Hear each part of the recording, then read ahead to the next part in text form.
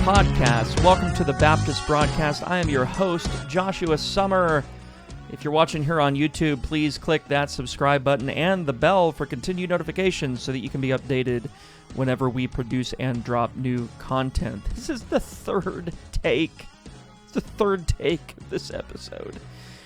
First, I messed the first take up royally, so I had to start over, and then, in the introduction of the second take, my monitoring headphones die, and then the audio starts coming through the computer speakers, and there's feedback in the microphone, and I love audio. Audio is great. You would think by now we'd have some, easy solution to audio, but we don't.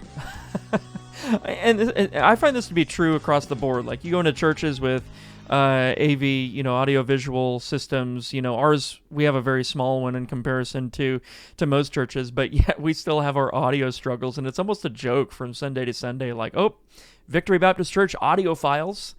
It's and I've been in churches that have quite large AV systems, and they experience the same kinds of issues and difficulties on a larger scale even than we do. So it's kind of funny, all of our technological advancement, we still really struggle with, integrated AV. It's really kind of comical.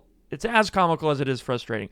Anyway, virtue ethics, a massive area of Christian theology. This is something I've been wanting to talk about for a while, but haven't really felt comfortable talking about it until I thought I might have something actually helpful to say.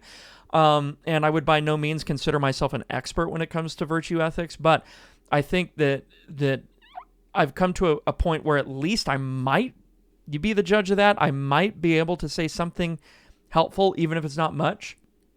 This episode may, in fact, be much longer than it is helpful, if that makes sense.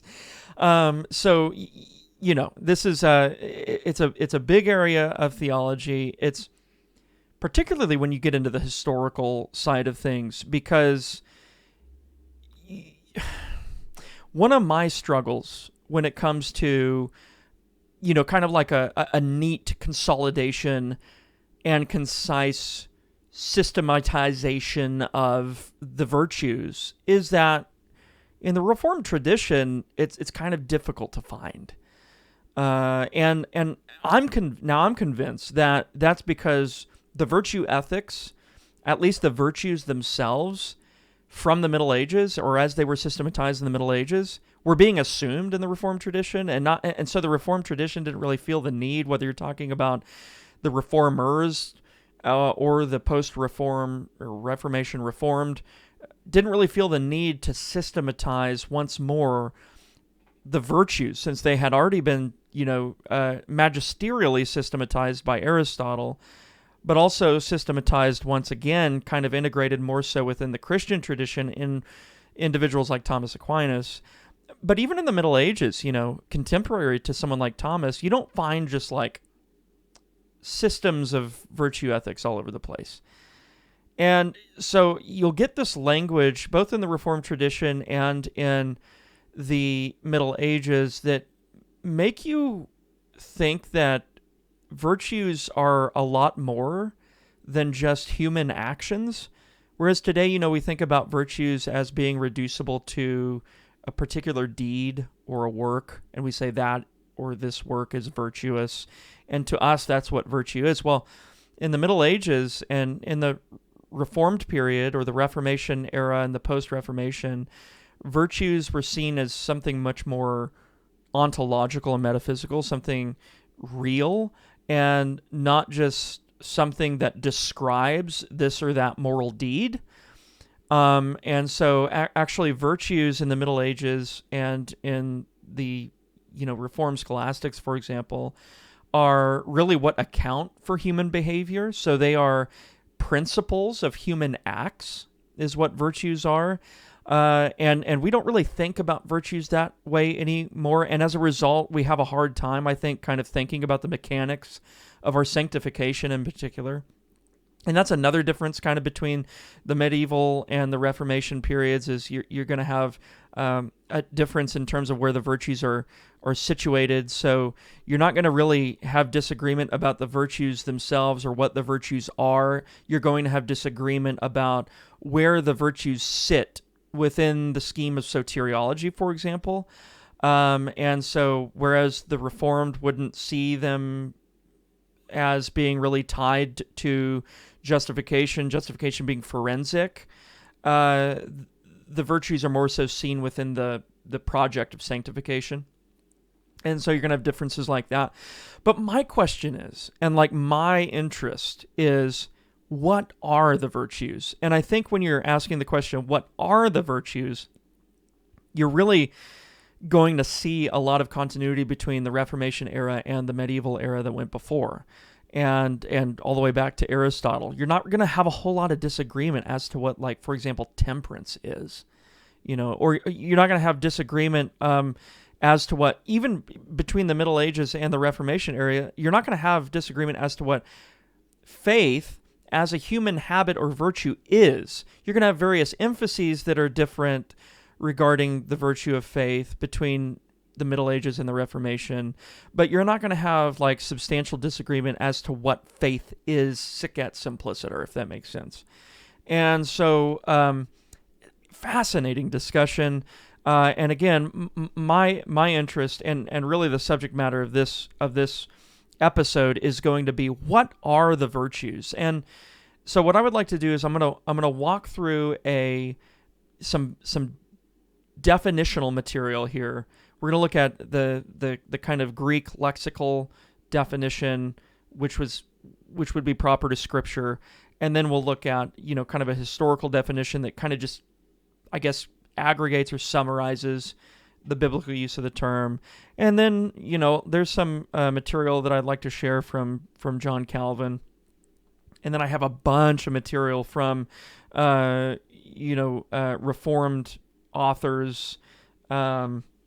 From Jonathan Edwards to like Ursinus, so like a huge array, different eras and different, centuries, and authors with definitely different emphases and even disagreements that are all going to be really kind of agreeing and assuming virtue ethics. And that's part of the difficulty with virtue ethics is it was, in the Reformed tradition, it was largely assumed, I think. I'm convinced that it was.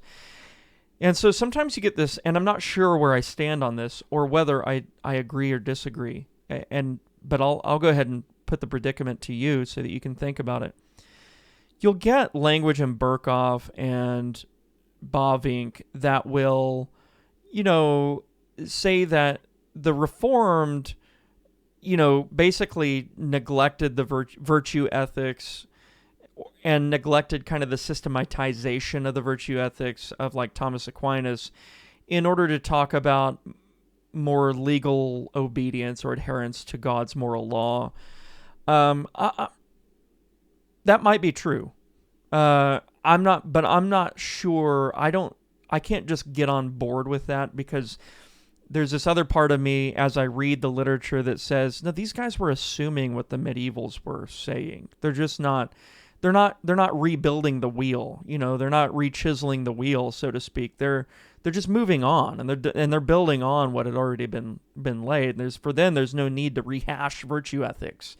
It's something that's been settled and codified since the time of Aristotle, and then just probably the most groundbreaking, earth-shattering contribution to virtue ethics that Christianity actually introduces to something like Aristotle would be the theological virtues as conceived within Christian theology: faith, hope, and love. And so that would be your major shift, where faith, hope, and love would really bring to perfection or completion the moral virtues within the Christian life. And so what is lacking in moral virtues in the unredeemed man is filled up, so to speak, through the kind of crowning jewels of faith, hope, and love that are only given at the effectual call by the Holy Spirit, as a result of God's free grace. Yeah. So let's look at virtue. Just the term virtue in the Greek. It comes from a Greek word, Irate. Some Greeks thought that, or some early theologians believed that Irate was kind of an indication that maybe, the virtues or the notion of virtue derived from the arts, Irate. But the word itself, lexically, is a very broadly used term. So when you're thinking about this word, Irate, from which we get our word virtue, it's very broadly used in the literature. It's widely applicable. It's used to insinuate or indicate any excellence of a person, any perfection that is found in a person to a greater or lesser degree in body or mind. This word Irate can be applied to that in description of that. It can be used in regards to the perfection of a thing, maybe not only of a person. It's an eminent endowment, a property or a quality, which is kind of how Augustine defines it, I think, and how Thomas thinks of it, is it's a quality. And we'll get into that here in a little bit. And it's mainly used of the human mind and in an ethical sense. And that's the sense right there. So it's so broad, it's broadly applicable, but it's also used precisely of the human mind and in an ethical sense. And that's the use that we are after when we're talking about so-called virtue ethics. And as it's used in that sense, it denotes kind of a virtuous course of thought, feeling, and action. This, by the way, is from Thayer's lexicon. A virtuous course of thought, feeling, and action, virtue, moral goodness. There's a slew of kind of citations from the Apocrypha there, but also 2 Peter 1:5, moral vigor, zeal, etc. So this kind of, and I would go ahead and add that a virtuous course of thought really has a lot of kind of insinuation or connotation of virtue as a habit, which is an extensive discussion in the Summa Theologiae. So a virtuous course of thought, if you think of a virtuous course of thought, feeling, and action, we could summarize that as a habit. Excuse me. Now I know that's a different term that I've just introduced into the definition of virtue, but maybe that's helpful because we use the word habit quite often. We use the word habit probably more so than we do virtue. But when it's considered, when Irate is considered in regards to the human mind in an ethical sense, it also denotes any particular moral excellence or perfection, modesty, purity.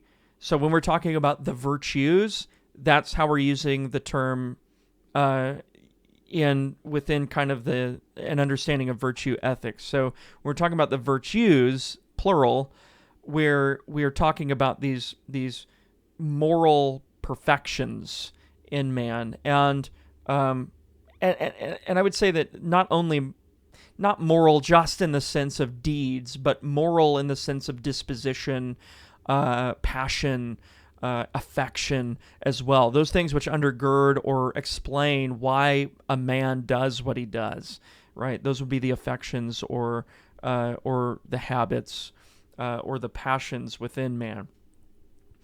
The Augustinian definition, it's reproduced, I think, in a helpful summary way in Thomas, but I'll give you the actual citation from whence Thomas picks it up in Augustine.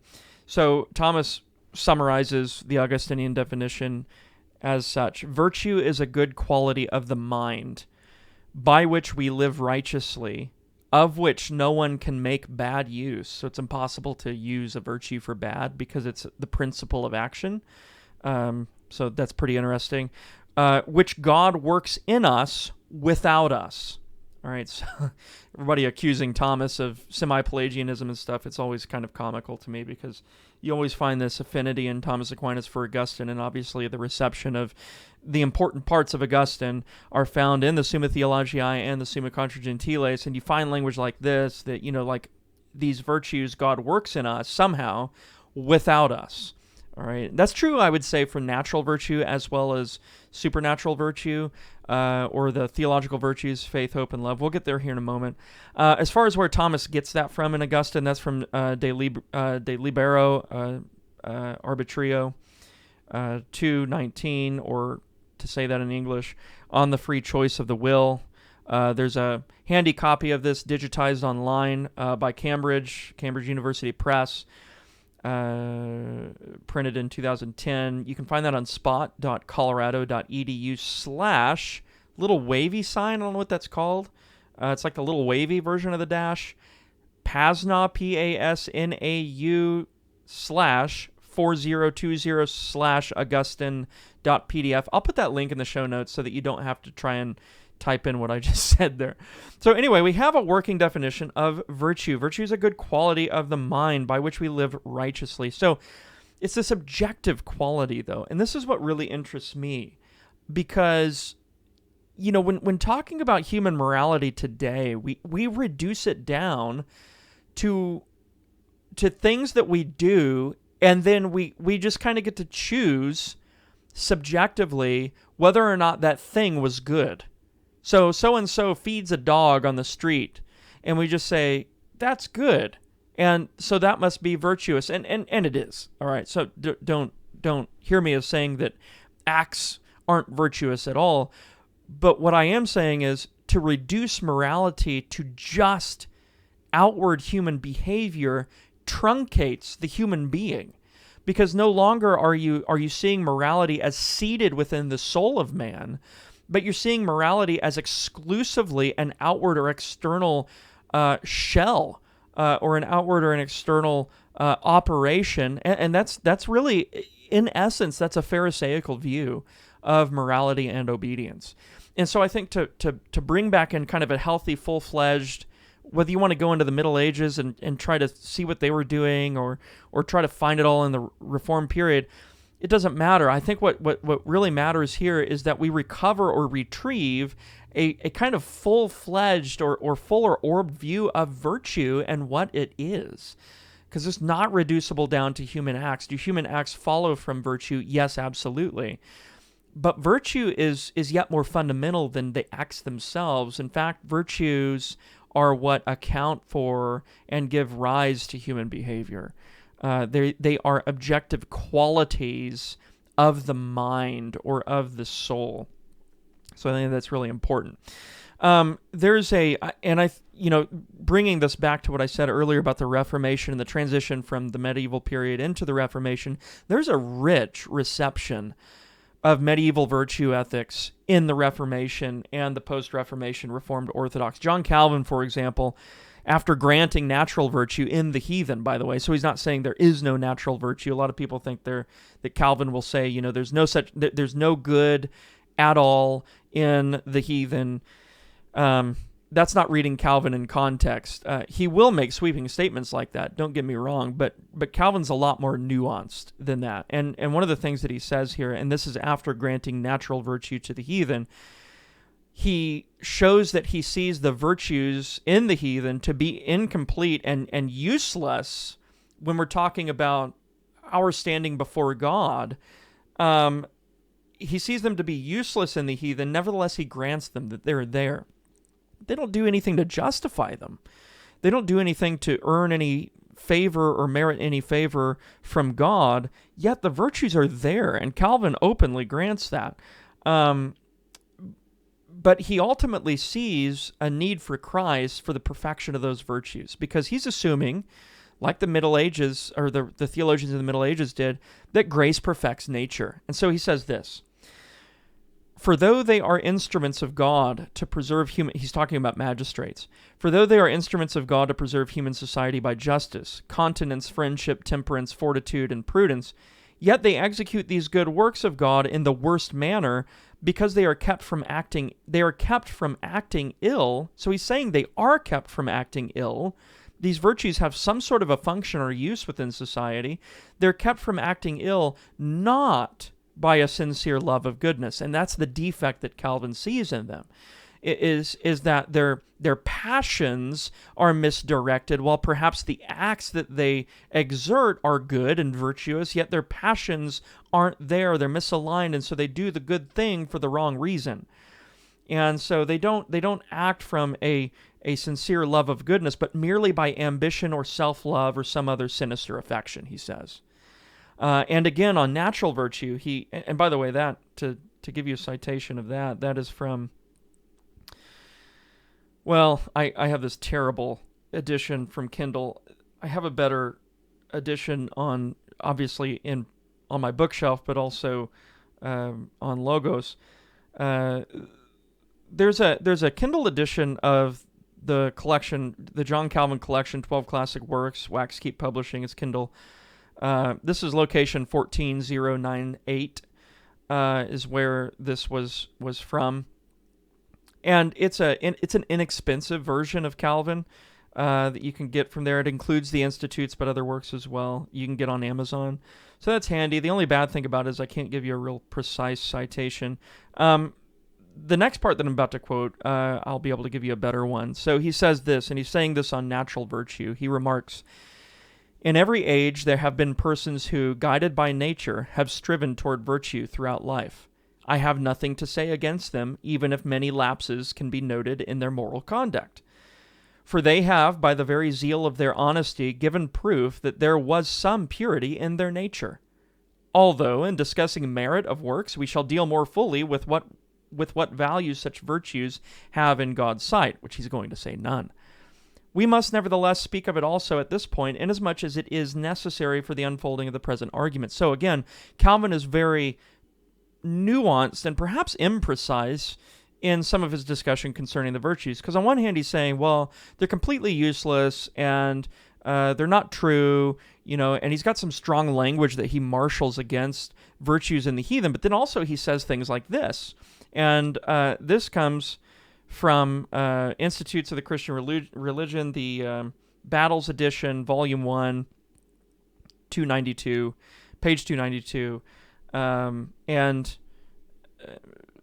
So you really just, it's kind of like, it's almost like Aquinas on some points. You can't just cherry pick Aquinas. You can't just cherry pick Calvin, because these guys are pretty nuanced, and you got to read them more broadly and widely in order to get their nuance. Whereas if you're just kind of picking out of one chapter here or one book there, you're going to miss their qualifiers.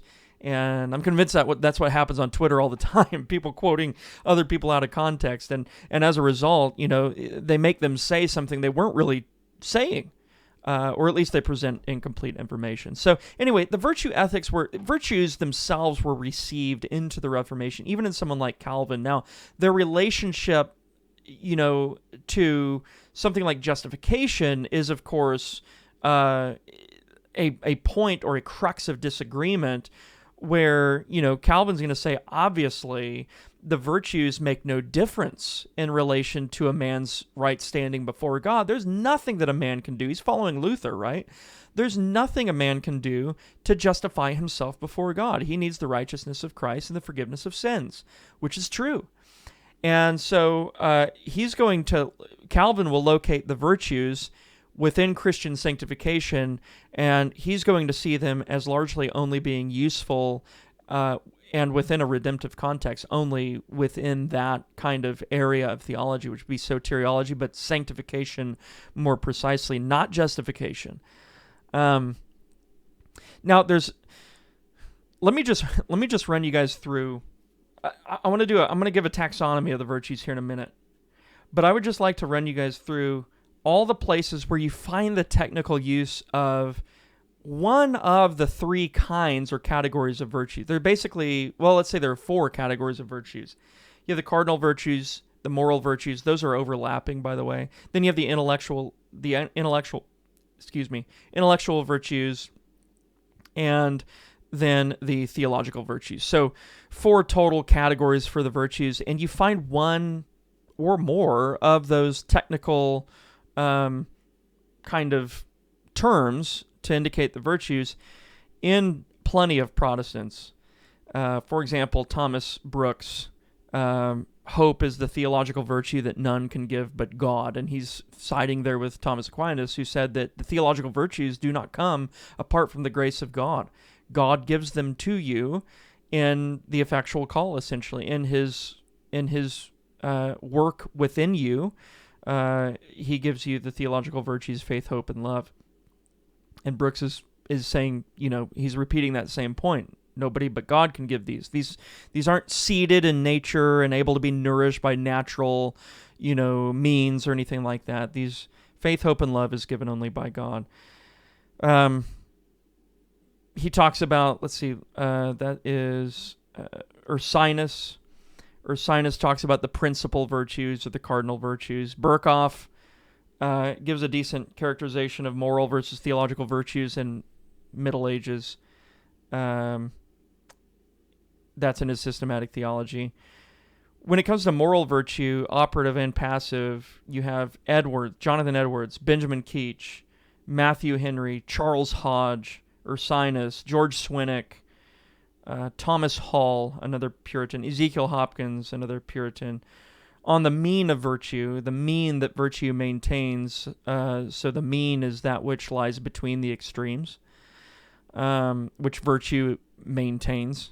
Thomas Brooks talks about the mean of virtue. William Bates talks about the mean of virtue, and so there are all sorts of Reformed Protestant authors that discuss the virtues. This doesn't even include a group like the Lutherans or something like that, who I'm sure have extensive discussions on the virtues at places as well. I would say Jonathan Edwards, even though he's an 18th century theologian, he's got a pretty precise grasp of the virtues, and so he would be worth reading and pursuing on that front as well. Very scholastic, not perfect in everything. Obviously, I've got disagreements with Edwards, but he's got some good discussion on the virtues. If you're just looking for kind of a taxonomy, he's one of the clearest, I think. Speaking of taxonomy, a taxonomy of virtues, let's do this. I have a paper that I'm writing for International Reformed Baptist Seminary for a theological anthropology class, and I'm doing it for Stefan Lindblad, who's the professor of that class, just finishing up. And so in that paper, I decided to lay out a brief taxonomy of the virtues. Now, a taxonomy is just the ordering of things according to their species and genus and species. And so what I'm going to do here is I'm going to look at the categories of virtues, and then and then kind of the subcategories of each of those categories, if that makes sense. So we're going to look at moral, cardinal. Again, those two things overlap, so you're going to see some repetition here. Moral, cardinal, intellectual, and theological virtues. So the first one that I would like to look at, the first category, rather, would be the moral virtues. So moral virtues can be considered in two ways. They can be considered operatively or passionately. So they can be considered according to operation, what we do, or they can be considered according to passion, or what is in us and what is desired by us. All right, so when I use those two words, and I think how Thomas uses those two words, operation or passion, those two words are distinguished yet related. The passion, of course, giving rise to the operation, and then the operation nourishing the passion. Okay, so when we think of moral virtues in relation to operations, they are three: religion, piety, and gratitude. Religion is that by which man gives to God what he owes. Piety regards returning what man owes to natural authorities. All right, so parents or nation, a submissiveness to earthly authorities and so on. And gratitude is debt repaid to benefactors, as a man desires to render thankfulness to another who has given him a gift. Considered as passions, moral virtues would be fortitude, temperance, and meekness. Fortitude is courage. It's the same thing as courage. That's a synonym, which is the opposite of kind of a carnal fear. Temperance is properly ordered desires. Today we sometimes call this moderation, but a more technical, I think, full-bodied term would be temperance. And meekness regards patience or abstinence from unrighteous anger or, any kind of unrighteous swaying of the passions one from the other. So those are your moral virtues. Operatively, they are religion, piety, and gratitude. Passionately, they are fortitude, temperance, and meekness. The intellectual virtues are three, and actually there's a distinction to be made between the theoretical intellectual virtues and the practical intellectual virtues.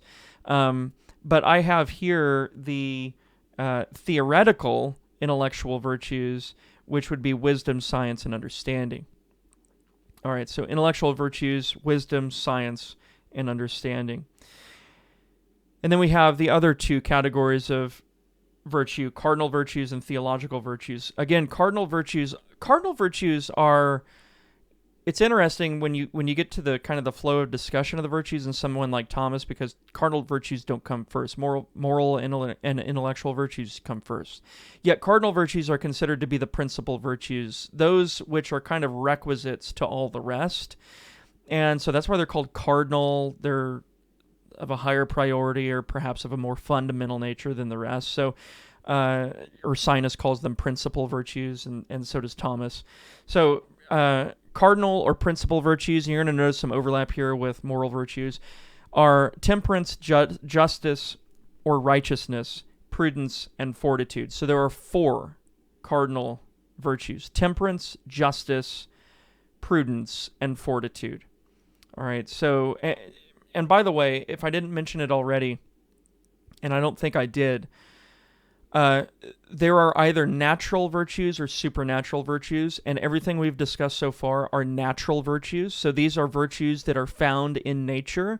They can even be honed or sharpened through nature.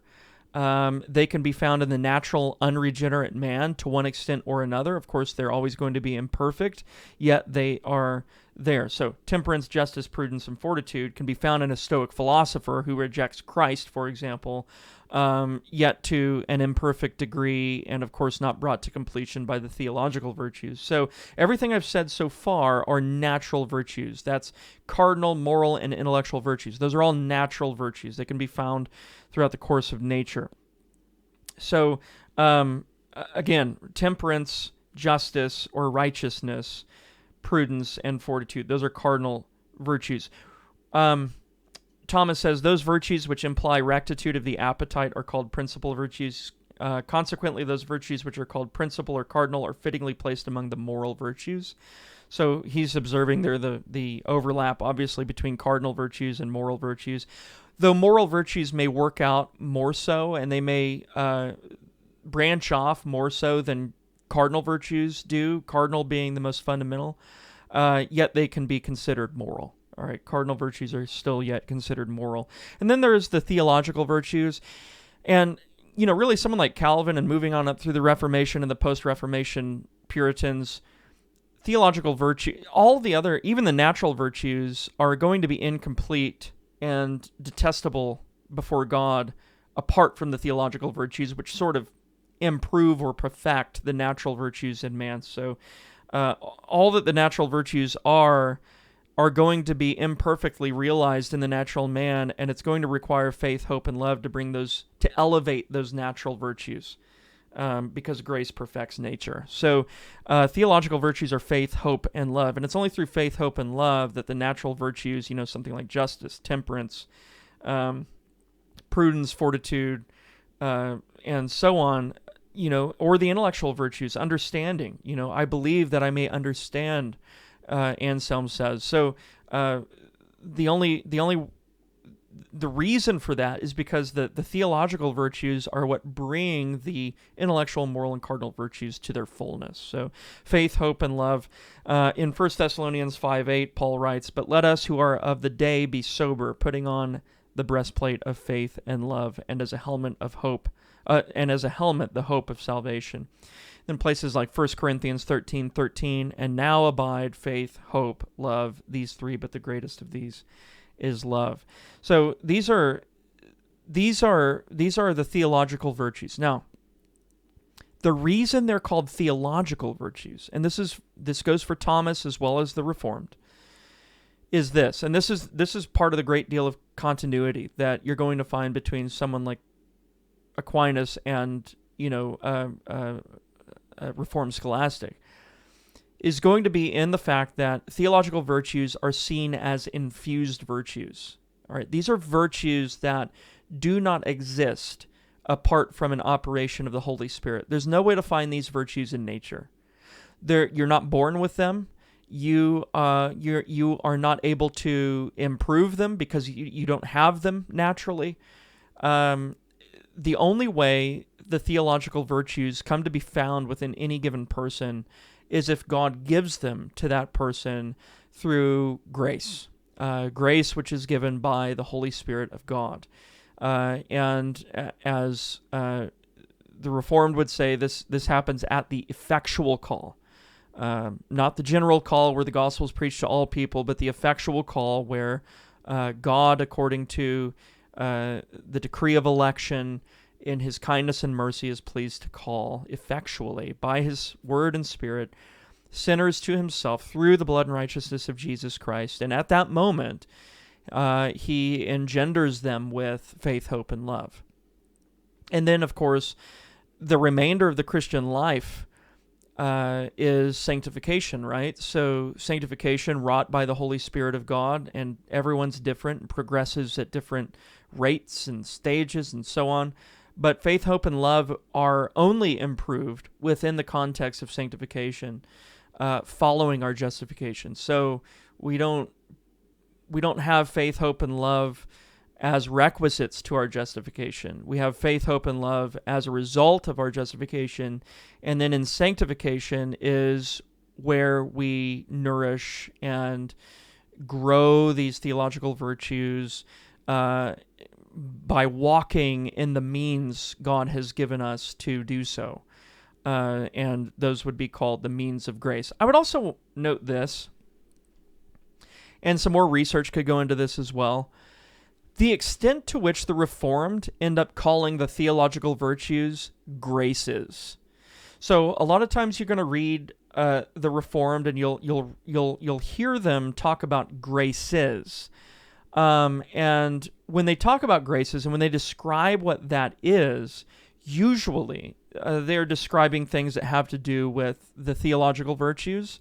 And so it's interesting, Aquinas says these theological virtues are only given by grace, that you can't come by them naturally. And it seems like the Reformed kind of receive that point and agree with it, but they kind of further specify it or make it more precise by calling the theological virtues graces. And I think what that does is it actually provides us with a way to distinguish that which is given by God through grace alone, and virtues that you might find out in the world, in the natural world, amongst the heathen. Whereas if you were to say theological virtues, a heathenist person might say, yeah, I have theological virtues because I believe in God and so on and so forth. While all the while they mean, Jove or Zeus or somebody like that. Or the Muslims mean, Allah or, and so to call them graces would be a way to, I think, further distinguish them as something that's distinctly Christian, non-heathenist, and not just natural. They're not natural. They're given by God alone, supernaturally in regeneration. But again, that's another area of inquiry that would need to be further explored, because I'm not actually sure if that's what's going on. It appears to be the case that the Reformed are calling theological virtues graces, which I think is a helpful specifying term. So, we're at almost 40 minutes. I usually like to stop around here, and I don't like to go much past this time marker here. So I'm going to go ahead and close it up there. I've got a lot more material on this, but hopefully this was helpful. Next week, we're going to be having Dr. James Renahan on. He was going to be on this week, providential hindrance. He was traveling and came back with a cold, so didn't want to be coughing and interrupting the interview and so forth, which I thank him for that. Although it would have been nice to have him even if he was coughing. But no, I think we're going to be able to record a more quality episode for y'all once he's on the up and up. So we're going to do that hopefully Friday, and then by next week you'll have that episode with Jim Renahan and I, and I'll be interviewing him on Nehemiah Cox and Vindicii Veritatis contra Thomas Collier. So that'll be a very fun episode. I'm looking forward to that, and I hope you are as well. Guys, if you enjoyed this episode, please click the subscribe button if you're watching on YouTube. If you don't watch this on YouTube, but you listen to this on a podcast kind of format, if you listen on iTunes, please leave a review. 5 stars, of course, would be appreciated, but, be honest as well. And so if you listen on Spotify, I think there's a way to review podcasts on there as well. So please consider doing that. We have the Victory Conference this year, 2023, in August 9th and 10th, so consider registering for that on Eventbrite. You can find that on victorybaptistkc.org. Just click the banner on the front page. It'll take you to the info page, and you can get to Eventbrite and all that, so you can register for free. Again, the speakers are going to be Jim Renahan, Sam Renahan, and Steve Meister, so we're very much looking forward to that. God bless you guys. Have a wonderful rest of your day.